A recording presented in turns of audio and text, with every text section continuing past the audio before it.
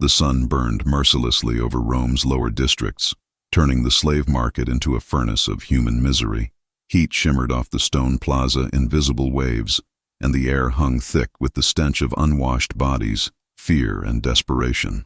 Cassia Verena moved through the crowd like a ghost, her faded shawl drawn tight around her shoulders despite the oppressive temperature.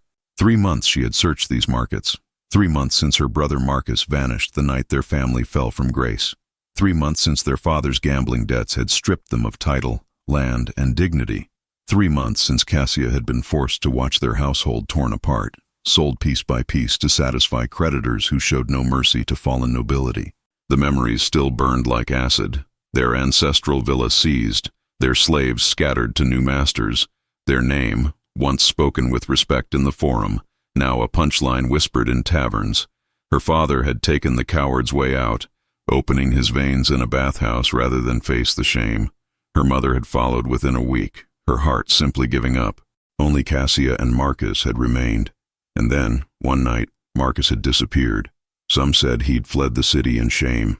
Others whispered darker possibilities, that he'd been taken by slavers, sold to pay debts their father's death hadn't settled. Either way, Cassia refused to stop searching. The plaza reeked of sweat and commerce twisted into its ugliest form. Iron chains clinked rhythmically as slaves were paraded before potential buyers like livestock at market. Cassia's eyes scanned each face with practiced desperation, searching for the one that haunted her dreams, but found only strangers marked by suffering and resignation. Make way for the final lot of the day." The auctioneer's voice cut through the general noise like a blade. The crowd surged forward with renewed interest, and Cassia found herself pushed toward the central platform, despite her attempts to maintain her distance. When she finally steadied herself and looked up at the raised wooden stage, what she saw there stole the breath from her lungs. A man stood chained at the center of the platform, not cowering or broken like the other slaves she'd seen today, but standing tall and defiant despite the iron that bound his wrists and ankles. His body was a living map of violence. Scars crossed his chest and arms like the chaotic brushstrokes of some mad artist attempting to capture the essence of warfare itself.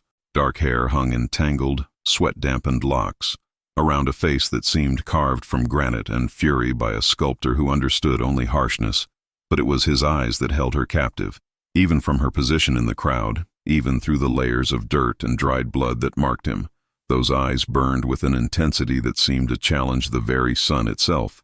They swept across the assembled buyers with barely contained contempt, and Cassia understood immediately why no one was bidding. This was a man who had not been broken by captivity. This was danger incarnate. "Behold," the auctioneer cried, gesturing dramatically toward his final offering. "The beast of Carthage. 27 victories in the arena. 27 men sent to meet their gods by this warrior's hand.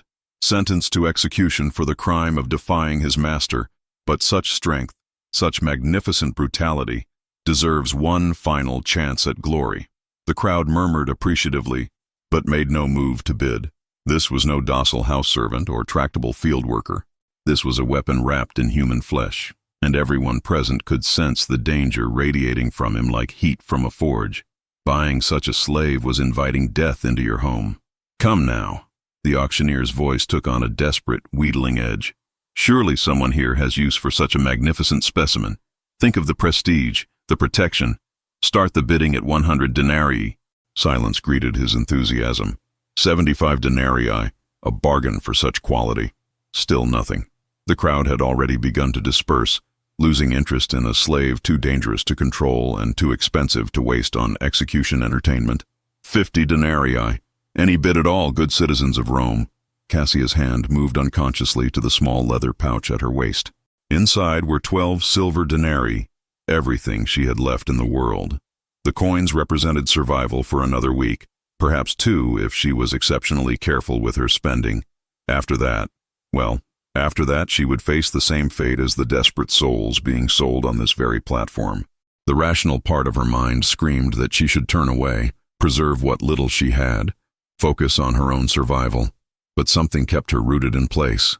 Her eyes locked on the chained gladiator.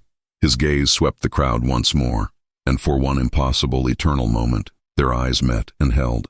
Something passed between them in that instant, a recognition that defied all logic, a connection that transcended the vast gulf of circumstances that separated a fallen noblewoman from a condemned gladiator.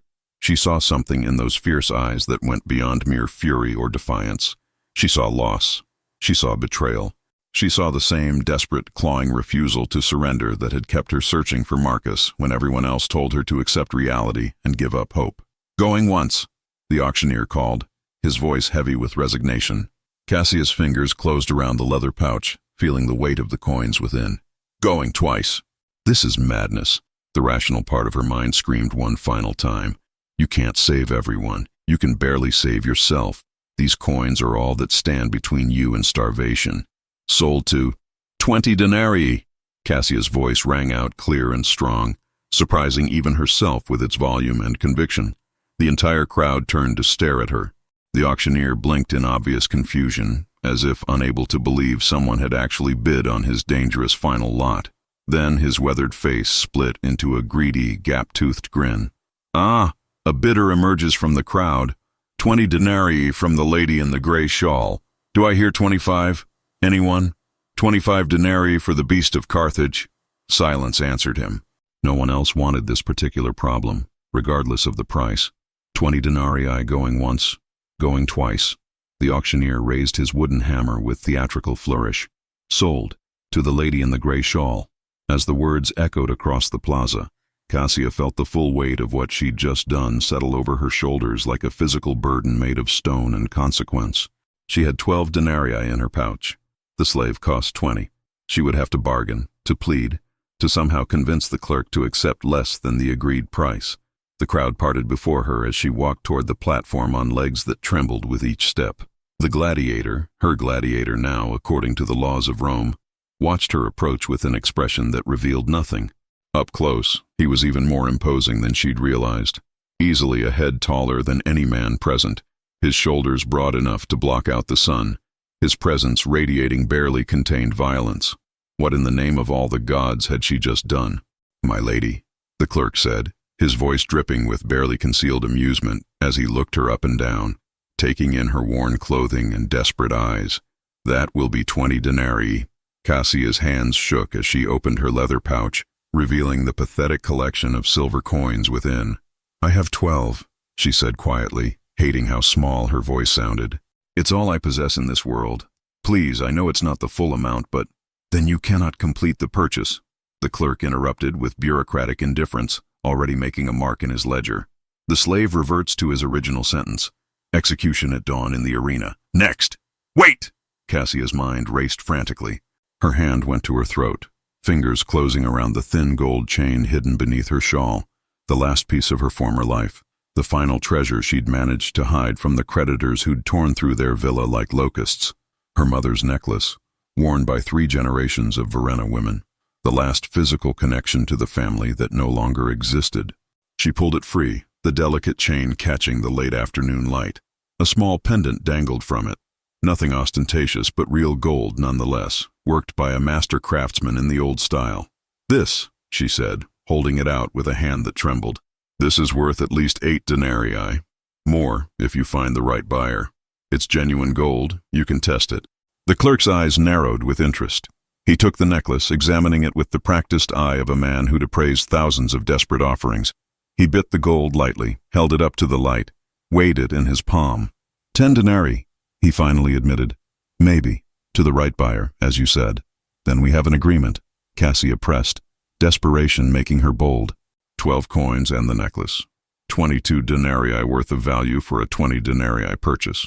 The clerk glanced past her at the gladiator, then back at her face, studying her with an expression that mixed curiosity with something that might have been pity. "You would spend everything, and I mean everything, for a slave already condemned to death? A man you don't know, who will likely murder you in your sleep if you're foolish enough to turn your back on him?" "Yes," Cassia said simply, because there was no other answer she could give that would make sense, even to herself. "Why?" The clerk's question wasn't mocking now, but genuinely curious. "What madness possesses you, girl?" Cassia looked past him at the gladiator who stood silently watching this negotiation for his life. She didn't have an answer that would satisfy the clerk. How could she explain the impulse that had seized her? That she was tired of watching people be destroyed by Rome's casual cruelty? that those defiant eyes reminded her of Marcus, of the brother she'd failed to protect, that some part of her soul demanded she fight back against the machinery that ground up lives for profit and entertainment. Because mercy costs nothing, she finally said, meeting the clerk's gaze steadily, but its absence costs everything. The clerk stared at her for a long moment, and something shifted in his expression, a flicker of something almost human beneath the jaded exterior. "You nobles," he muttered, shaking his head. "Even when you fall into the gutter, you cling to your strange notions of honor and principle." He snatched the coins and the necklace from her palm with sudden decisiveness. "Done. The transaction is complete. He's yours. May the gods grant you wisdom, or at least a quick death when this madness catches up with you." He gestured sharply, and a bored-looking guard approached with a heavy iron key. The man unlocked the gladiator's chains with practiced efficiency, and they fell away with a heavy clatter that seemed to echo across the entire plaza. For the first time in what must have been months, the prisoner's wrists and ankles were free. Cassia had expected him to run, or perhaps to attack the guard who'd kept him chained, or to do literally anything except what he actually did. He stepped down from the platform with surprising grace for such a large man, and stood directly before her, this mountain of scars and hardened muscle, and looked down at her with those burning eyes that seemed to pierce straight through to her soul. Up close, she could see details she'd missed from the crowd, the slight graying at his temples that suggested he was older than she'd first thought, the deep intelligence in those fierce eyes, the way he held himself with an unconscious authority that no amount of chains and degradation had managed to break. "Do you know what you've done?" His voice was low and rough from disuse, but there was an educated quality to it that surprised her. This was no common soldier or street brawler elevated to the arena. This man had been something else, something more, before whatever circumstances had brought him to that auction block. "I've saved your life," Cassia said, trying to inject confidence she didn't feel into her voice. A bitter smile curved his lips, the expression of a man who'd learned that survival and salvation were rarely the same thing. "No, lady, you just bought your own ruin." Before Cassia could ask what he meant, shouts erupted from the edge of the market square. "There, the gladiator slave who defied Senator Crassus, the one who refused to fight. Seize him!" A squadron of soldiers pushed through the dispersing crowd, their polished armor gleaming blood-red in the dying light of the sun, at least a dozen of them, moving with military precision. The clerk cursed fluently and disappeared into the shadows between stalls with the remarkable speed of a man who'd learned when to make himself scarce. Cassia's heart hammered against her ribs so hard she thought it might break free. Senator Crassus, one of the wealthiest and most powerful men in Rome, a man whose influence reached into every corner of the Republic. What had she stumbled into? "Run!" she told the gladiator urgently, her hand pushing uselessly against his immovable chest. "You're free now. The purchase is legal. Go quickly before they—" But he didn't move. He didn't even seem to consider running. Instead, he did something that would change everything, that would bind their fates together in ways Cassia couldn't yet comprehend. He stepped closer to her, positioning his body between her and the approaching soldiers, shielding her with his considerable bulk. When he spoke, his voice carried across the plaza, with the unmistakable authority of command, not the voice of a slave, but of a man accustomed to being obeyed. "I am General Lucian Draven, betrayed and sold by corrupt men who feared the truth I represented. This woman has purchased my freedom according to the laws of Rome. The transaction was legal, witnessed by dozens of citizens, and recorded in the market ledgers. Any who wish to seize me must first answer to her, and through her, to the law itself." The soldiers skidded to an uncertain halt, forming a loose semicircle but not immediately advancing. They had been sent to collect a runaway slave, not to assault a Roman citizen in broad daylight. Even a fallen noblewoman was still protected by certain legal rights, and violating those rights in front of witnesses could cause complications their commander clearly wasn't prepared for. Cassia stared up at the man, this general, who had just revealed his identity to protect her from the very danger she'd inadvertently saved him from. "General Draven," she whispered, her mind reeling. "The lion of the northern campaigns, the hero of the Dacian wars. They said you were dead. They said you turned traitor and were executed. They said many things," Lucian replied, never taking his eyes off the soldiers, most of them carefully crafted lies. "But this truth stands before all witnesses. You spent your last coins to save my life. Now I will spend whatever I have left defending yours."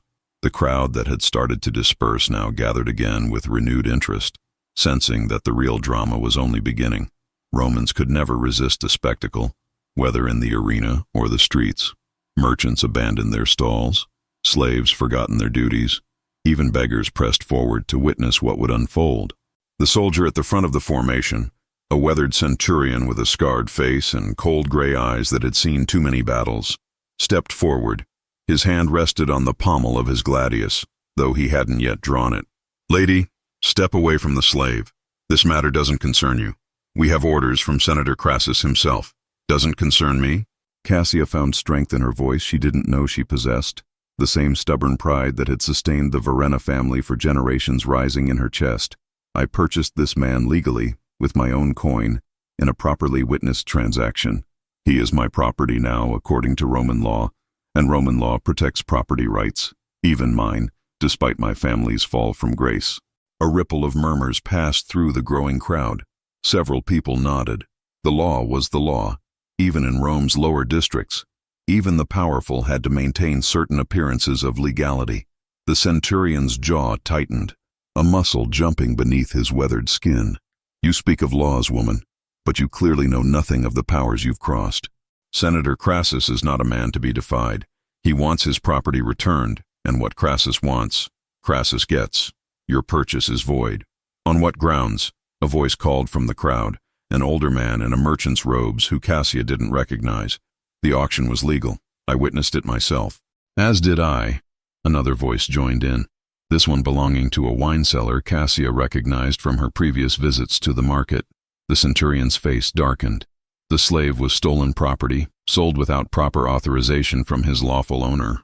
"Lies!" Lucian's voice boomed across the plaza like thunder, and several soldiers actually took an involuntary step backward. "I was no slave when your precious Senator Crassus betrayed me. I was a general of Rome, a decorated officer who served this republic faithfully for 20 years. I became his prisoner only when I refused to follow illegal orders, when I refused to deliver innocent civilian captives, including children, to the games for his entertainment and profit." The crowd's murmur grew louder, more agitated. People began exchanging glances, whispers spreading like wildfire. The name Draven clearly meant something to many of them. Stories of the general's fall from grace had circulated for months, but the official version had painted him as a traitor who'd conspired with Rome's enemies. This alternative narrative, a hero punished for refusing immoral orders, resonated differently. "Careful, Gladiator," the centurion warned, though his voice carried less certainty now. "Your tongue will buy you a slower, more painful death than the quick one you were sentenced to." "I've already died once, centurion," Lucian replied with eerie calm. "I died the day the Senate I served with honor condemned me on false charges. I died when men I'd called brothers and comrades stood silent as I was stripped of my rank and sold like an animal. Death itself holds no fear for me anymore." He paused, and his hand, massive, calloused, bearing the marks of 1,000 battles, gently found Cassia's and closed around it with surprising tenderness. "But this woman who spent everything she possessed on an act of mercy for a stranger, her fate does frighten me, and I will not allow her to suffer for the kindness she showed." Cassia felt the warmth of his hand engulfing hers, felt the strength in that grip that could easily crush bone, but held her with extraordinary care. Her heart pounded for entirely new reasons now, reasons that had nothing to do with fear of the soldiers. The centurion's eyes flickered between them, calculating odds and consequences. He could seize Lucian by force, he had the numbers for it. But doing so would mean dragging away a woman who'd made a legal purchase, violating her rights as a citizen in front of dozens of witnesses. Such an action could cause problems, raise questions, perhaps even reach the ears of senators who opposed Crassus. Political complications the centurion clearly wasn't authorized to navigate. "Senator Crassus will have his property returned," the centurion finally said, his voice hard as iron. "One way or another. If not today, then tomorrow. If not by law, then by other means. You've made a powerful enemy, woman. Both of you would be wise to remember that." "Then let him come fetch his property himself," Cassia heard herself say, shocked by her own boldness. "Instead of sending soldiers to terrorize a citizen in the marketplace, is this what Rome has become? Where legally purchased slaves can be stolen back on the whim of powerful men who operate above the law they claim to uphold." The crowd was definitely on their side now. Cassia could feel the shift in the atmosphere. Here the angry mutters directed at the soldiers rather than at her and Lucian. Romans prided themselves on their laws, on the order and justice that supposedly separated them from barbarians. The sight of armed soldiers attempting to override a legal transaction sat poorly with many. The centurion recognized it too. His face went dark red with frustration, but he gestured sharply to his men. "Fall back. Form up." He pointed directly at Lucian. "This isn't over, General. Crassus has a long memory and longer reach. Whatever pit you crawl into, he'll find you. And when he does, your death will make your time in the arena seem like a pleasant dream." "I'll look forward to it," Lucian replied evenly. "Give the senator my regards." The soldiers withdrew in formation, pushing through the crowd that reluctantly parted before them. But Cassia could see the centurion glancing back, could see him marking their faces, memorizing details. This wasn't a victory. It was merely a delay of the inevitable. As the military presence faded, the crowd began to disperse as well, though many cast backward glances filled with curiosity and speculation. The story of this encounter would be told in 100 taverns by nightfall, growing with each retelling. Cassia suddenly realized she was still holding Lucian's hand, or rather, that he was still holding hers. She looked up at him. This stranger she'd purchased, this general she'd inadvertently saved from execution. "What have I done?" she whispered. "What have I gotten us into?" Lucian's fierce expression softened slightly as he looked down at her. "You've done something no one else in this cursed city had the courage to do. You've shown mercy without calculating the cost. You've acted with honor in a place where honor is bought and sold as cheaply as bread." He released her hand slowly, as if reluctant to break the contact. "My name is Lucian Draven, once general of the 7th Legion, now your property, apparently, though I suspect that particular legal fiction won't protect either of us for long. Cassia," she managed. "Cassia Verena, once of the Aventine Hill, now of nowhere in particular." "Verena," Lucian repeated, recognition flickering in his eyes. "I knew your father. Not well, but we served on a military tribunal together several years ago. He was a man of principle, if perhaps too trusting in matters of dice and cards." The mention of her father sent a pang through Cassia's chest. "He's dead. My mother too. My brother Marcus vanished. I'm all that's left of our name."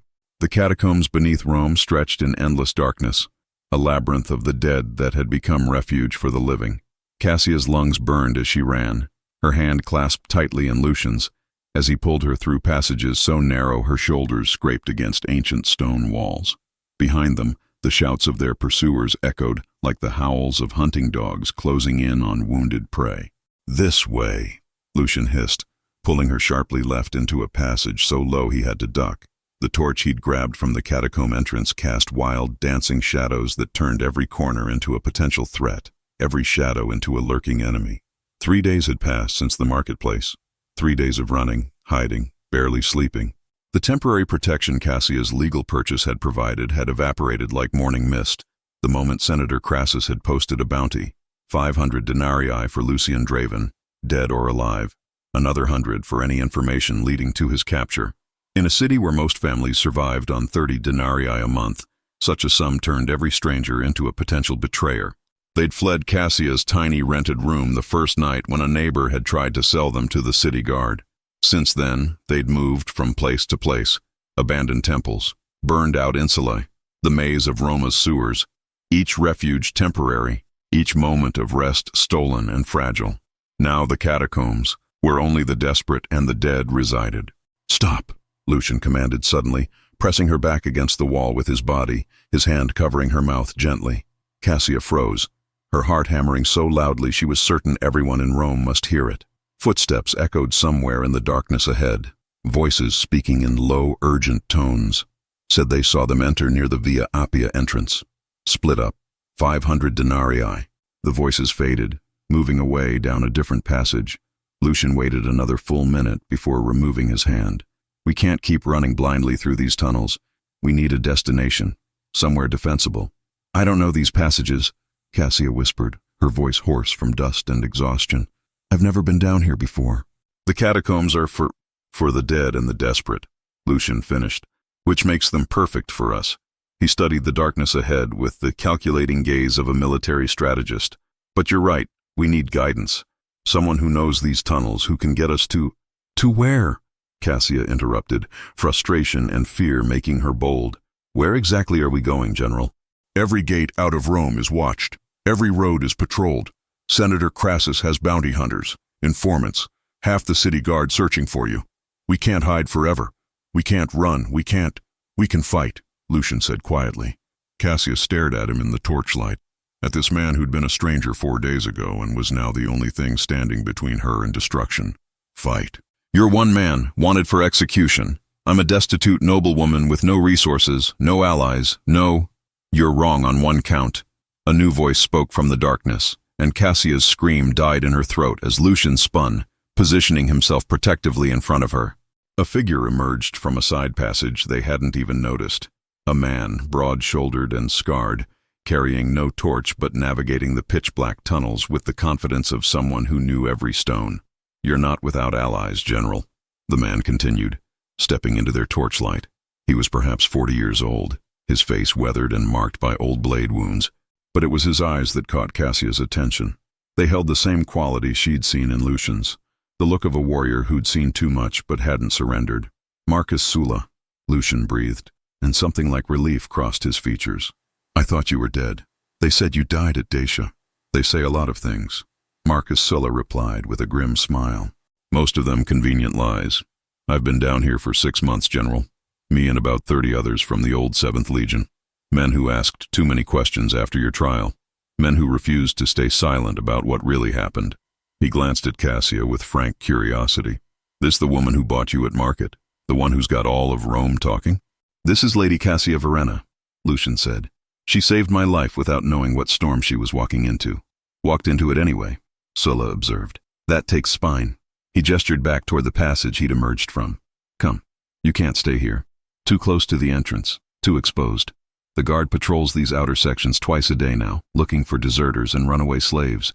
We've got a proper sanctuary deeper in, a place where they won't find you. Cassia wanted to ask 1,000 questions, but exhaustion and relief made her legs weak. She simply nodded, following as Sulla led them deeper into the catacombs, away from the torchlight and into passages so dark that Lucian had to guide her by touch alone. They walked for what felt like hours, through tunnels that twisted and turned, occasionally opening into chambers lined with ancient burial niches where the bones of Rome's forgotten dead rested in eternal silence. The air grew cooler, damper, carrying the mineral smell of deep earth and old stone. Finally, they emerged into a larger chamber lit by oil lamps. Cassia gasped. The space had been transformed into a makeshift barracks. Sleeping pallets lined the walls. Weapons hung from racks carved into the stone. A cook fire burned in a ventilated corner. And everywhere were men, 30 at least, as Sulla had said. Soldiers and gladiators, watching their arrival with expressions ranging from curiosity to outright hostility. Listen up, Sulla's voice rang with command. This is General Lucian Draven. Some of you served under him directly. All of you know his name and what was done to him. He's here now, and he's under our protection. A massive figure stepped forward from the crowd, a man even larger than Lucian, his arms thick as tree trunks, his face bearing the distinctive scars of an arena fighter. We heard what happened at the market, General. Heard how the lady bought your freedom. His gaze shifted to Cassia, not threatening but intensely evaluating. Question is, what happens now? Crassus won't stop hunting you. The bounty's too high, the insult too public. What happens now? Lucian said, his voice carrying to every corner of the chamber. Is that we stop running and start fighting back. The plan had failed spectacularly. Cassia's hands were bound behind her back with coarse rope that bit into her wrists as guards dragged her through the torch-lit corridors beneath the Colosseum. Her disguise had worked perfectly. She'd reached Quintus, learned the location of Crassus's archive, even begun her journey back to the catacombs. But someone had talked. Someone had sold them out for those 500 denarii, and the trap had snapped shut with brutal efficiency. They'd taken Lucian first, ambushing him near the Via Appia entrance while he waited for her return. Sulla and 3 others had been captured trying to rescue him. Now all of them were here, in the bowels of Rome's greatest monument to bloodshed, awaiting a death designed for maximum spectacle. Move faster, girl, the guard growled, shoving her forward. Cassia stumbled but kept her footing. Through the stone walls, she could hear the roar of the crowd above. 50,000 voices screaming for entertainment, for blood, for the savage spectacle that defined Rome's soul. They threw her into a holding cell where Lucian already waited, chained to the wall. His face was bruised, blood dried on his temple, but his eyes blazed with that same defiant fire she'd first seen at the auction. When he saw her, something between rage and anguish crossed his features. "Cassia," he breathed. "Gods, I'm sorry. This is my fault. I should never have let you." "You didn't let me do anything," she interrupted, her voice steadier than she felt. "I chose this. I chose you. I'd choose it again." Before Lucian could respond, iron-shod footsteps echoed in the corridor. Senator Crassus himself appeared outside the cell bars, resplendent in a purple-edged toga, his silver hair perfectly arranged, his face bearing the satisfied smile of a man who'd won completely. "General Draven," he said smoothly, "and the remarkable Lady Verena. How touching that you'll die together. I must admit, when I heard you'd been bought by some desperate noblewoman, I thought it merely amusing. But you've proven remarkably troublesome for a pair of powerless fugitives." "Powerless?" Lucian's voice was dangerous, controlled. "You're so afraid of what we represent that you've orchestrated this entire spectacle to silence us." "Afraid?" Crassus laughed. "I'm delighted. Do you know what the crowd is chanting up there? They're calling for the traitor general and his lady to face justice in the arena. They believe you conspired with Rome's enemies. They believe you deserve this death. I've given them a narrative, and they've swallowed it whole." "They believe lies," Cassia said, stepping forward as far as her bonds allowed. "But lies collapse when confronted with truth. We found your archive, Senator. We know where you keep your records of every bribe, every murder, every—" "Found it?" Crassus's smile widened. "My dear girl, you found exactly what I wanted you to find. Your father's old clerk has been in my employ for months. Every word he told you, every location, every detail, all carefully prepared bait. Did you really think I'd leave genuine evidence of anything where it could be found?" He leaned closer to the bars. "The archive you discovered contains nothing but fabricated correspondence that paints you as the conspirators. Letters allegedly written by General Draven to Dacian rebels. Documents bearing Lady Verena's seal promising intelligence in exchange for gold. All very convincing, all carefully backdated." The floor seemed to drop away beneath Cassia's feet. They hadn't been hunting evidence. They'd been weaving their own noose. "Your father was weak, Lady Verena," Crassus continued conversationally. "Weak and foolish with cards, yes, but also weak in conviction. He could have joined me, enriched himself through my network. Instead, he clung to obsolete notions of honor. You inherited his weakness, it seems. How fitting that you'll share his fate, destroyed by your own principles." "My father," Cassia said, her voice shaking with sudden realization, "didn't gamble himself into debt, did he? You destroyed him deliberately because he knew something, because he wouldn't, because he was present at a Senate meeting where certain indiscretions were discussed," Crassus confirmed without shame. "He made it clear he would not remain silent, so I ensured his voice was permanently silenced, along with his family's good name. Your mother's grief, your brother's disappearance, all unfortunate but necessary consequences." He straightened his toga. "And now the final chapter. You'll die in the arena, and the story will be complete. The traitor general and the conspirator lady, executed for crimes against Rome. No one will question the narrative. No one will remember your truth." He turned to leave, then paused. "Oh, one more detail. Since this is an execution rather than gladiatorial combat, you'll face special circumstances.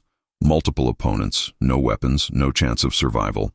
The crowd wants spectacle, and spectacle they shall have. It begins in 10 minutes. I've arranged for excellent seats to watch your suffering." His footsteps faded down the corridor. Cassia felt tears burning her eyes. Not from fear, but from pure incandescent rage. Everything had been a trap. Everything had been orchestrated. Her father's death, her family's destruction, even her meeting with Lucian at the auction, had likely been manipulated somehow. They'd been playing a game against an opponent who controlled the entire board. "Cassia," Lucian's voice was gentle despite the chains that bound him. "Look at me." She met his eyes through her tears.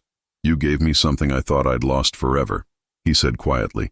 "You gave me proof that honor still exists in this world, that mercy, courage, and love, yes, love, can survive even in Rome's darkest places.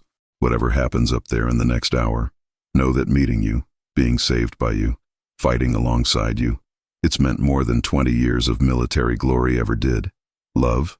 The word escaped her lips as barely a whisper. "I know it's madness," Lucian said, something almost like a smile touching his battered face. "I've known you mere days, but I've faced death enough times to know the truth when I feel it. You are the finest person I've ever met, Cassia Verena. Whatever comes next, I'm honored to face it with you." Before she could respond, guards entered and began unlocking Lucian's chains. "Time for the show," one announced with cruel enthusiasm. "Hope you said your goodbyes." They dragged them both through the corridor, up stone stairs worn smooth by countless condemned feet. The roar of the crowd grew deafening. Cassia's heart hammered against her ribs as massive wooden gates appeared before them. The gate of death, through which gladiators entered the arena sand for the last time. "Any last words to each other?" a guard mocked as they waited for the gates to open. "Make them good. It's all you've got left." Lucian turned to Cassia, his eyes fierce despite the blood and bruises. "Stay close to me. When those gates open, no matter what we face, stay at my back. We die together or not at all." "Together," Cassia agreed, and meant it with every fiber of her being. The gates groaned open. Blinding sunlight flooded the corridor, and beyond it, the vast oval of the Colosseum stretched before them, tier upon tier of screaming spectators, the smooth sand of the killing floor, and waiting at the center, a dozen armed gladiators forming a circle of certain death. Lucian took her hand. "You gave me life," he said, his voice rising to be heard over the mob, "and I will spend it defending yours." They stepped together into the sunlight, into the arena, into the roar of 50,000 voices calling for their blood. The chaos beneath the Colosseum was absolute. Guards surrounded Cassia and Lucian, but no one seemed certain what to do with them. Execute them as planned, hold them pending investigation. The normal machinery of Roman justice, brutal but efficient, had ground to a confused halt. Senator Gracchus's intervention had thrown everything into disorder, and now various factions argued loudly in the torchlit corridors, while the condemned prisoners stood in the middle, blood-soaked and bewildered. "This is unprecedented," a young tribune shouted at a senior centurion. "The games don't simply stop because one senator demands it. Senator Gracchus has the authority," the centurion replied wearily. "And more importantly, he has the crowd's support. Did you hear them up there? They want answers now, not blood. Ignore that at your peril." Cassia leaned against the stone wall, her legs finally giving out. The adrenaline that had sustained her through the arena combat was draining away, leaving her hollow and shaking. Lucian moved to support her, his hands gentle despite their coating of gore. "You fought well," he said quietly. "Better than most trained soldiers I've seen." "I was terrified," she admitted. "I didn't know what I was doing. I just moved." "That's what combat is," Lucian replied. "Terror and instinct. The training just gives shape to the instinct." He studied her face with concern. "Are you hurt?" "Bruised, scraped, nothing serious." She looked at him, at the cuts across his chest, the deep gash on his shoulder, the blood matting his hair. "You're wounded. I've had worse. I've had—" His eyes held hers, and something passed between them that had nothing to do with their desperate circumstances. "Cassia, what I said up there in the arena, before the gates opened, was true," she finished softly. "Or just something to say before we died?" "True," he confirmed without hesitation. "I know it's madness. I know we're still likely to die before sunset. But if these are my last hours, I want no lies between us. I love you. I think I've loved you since that moment in the slave market when you chose mercy over survival." Cassia felt tears burning her eyes, not from fear now, but from something far more complex. "I don't know what I feel," she whispered honestly. "Everything is happening too fast. My world ended months ago, and now it's being remade into something I don't recognize. But I know that when I'm with you, I feel less afraid. I feel like maybe honor and courage still matter, even in this cruel city. Is that love? I don't know. But it's something real, something worth fighting for." Lucian smiled, a genuine expression that transformed his scarred, brutal face into something almost gentle. "Then we'll call it hope, and let the future decide the rest." Their moment was shattered by the arrival of Senator Gracchus himself, flanked by his own guards. The old senator's face was stern, his eyes sharp as he studied the two blood-covered prisoners. "General Draven," he said formally, "Lady Verena, I've taken an enormous risk intervening on your behalf. If your accusations prove false, if that warehouse contains nothing but Senator Crassus's fabricated evidence of your treason, my political career ends today and you both die very slowly and very publicly. I trust you understand the stakes." "I understand, Senator," Lucian replied with equal formality, "and I'm grateful for your courage. Few men would challenge Crassus so openly. Don't mistake calculation for courage. Gracchus said dryly. I've watched Crassus accumulate power for years, watched him corrupt our institutions piece by piece. If you can expose him, it serves my interests as much as yours. If you're lying, he shrugged. Then at least I tried to uphold the law one last time before retiring to my country villa and pretending Rome hasn't rotted from within. A younger senator appeared, breathing hard from running. Senator Gracchus, the investigators have reached the warehouse. They're breaking the seals now. Every conversation in the corridor stopped. Even the arguing officers fell silent. The next few minutes would determine everything: exposure or execution, justice or death. They waited. Cassia counted her own heartbeats, watched torch flames flicker on stone walls worn smooth by centuries of condemned feet.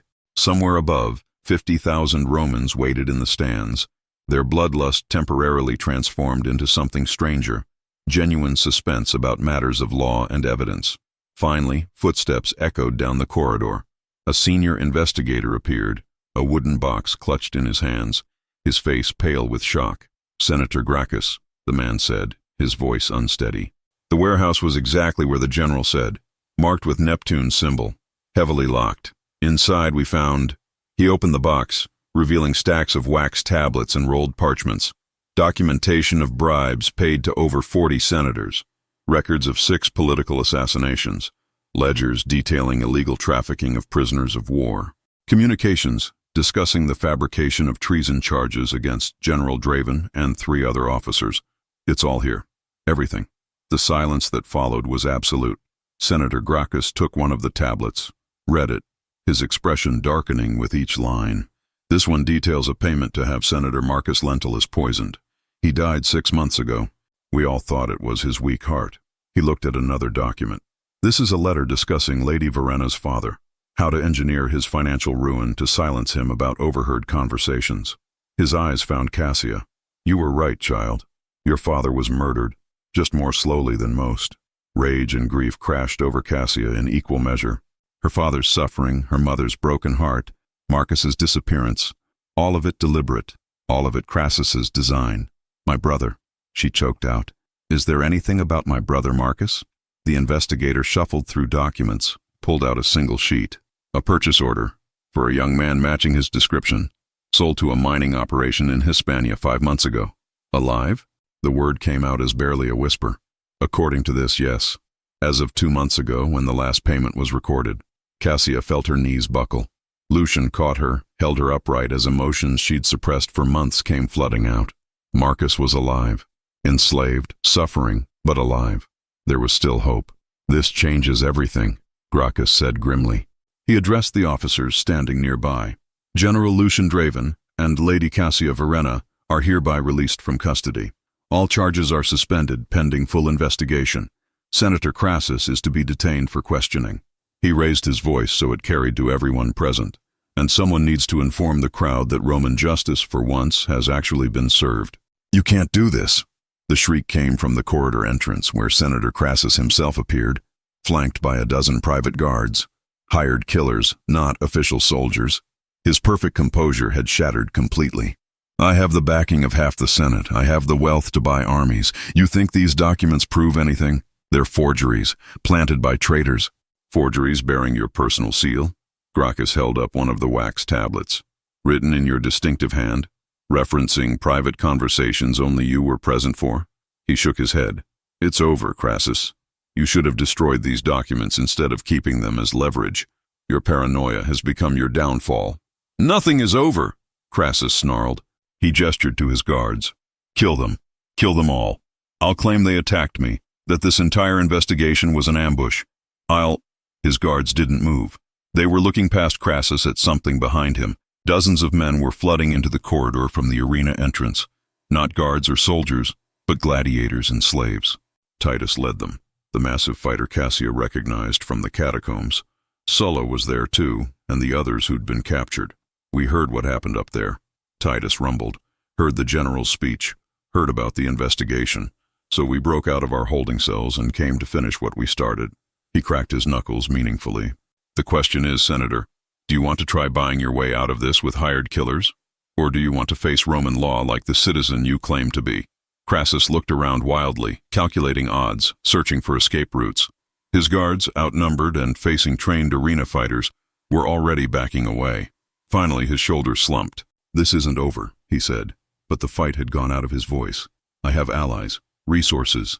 This is just over," Gracchus repeated firmly. "Guards, take Senator Crassus into custody. Full investigation to begin immediately. All his assets frozen, all his associates questioned." He turned to Lucian and Cassia. "You two have started something remarkable today. Whether intentionally or not, you've struck a blow against corruption that will ripple through Rome for years to come. What happens now?" Cassia asked, still processing everything. Freedom, Marcus alive, Crassus defeated. "Now?" Gracchus smiled slightly. "Now you rest, heal, and then you help us dismantle the network Crassus built. Because exposing one corrupt senator is just the beginning, Lady Verena. Rome's rot runs deep, and we'll need people like you. People who chose principle over survival to cut it out." Lucian squeezed her hand gently. "Together?" he asked quietly. Meant only for her. Cassia looked at this man who'd been a stranger a week ago, who'd become her partner in survival, who'd declared his love in the shadow of certain death. She thought of the journey ahead, freeing Marcus, rebuilding her family's name, fighting to change a system that devoured the powerless. She couldn't do it alone, but with Lucian beside her? "Together," she agreed. And beneath the Colosseum, where so many had died forgotten, two people who'd refused to surrender hope took their first steps toward a future worth fighting for.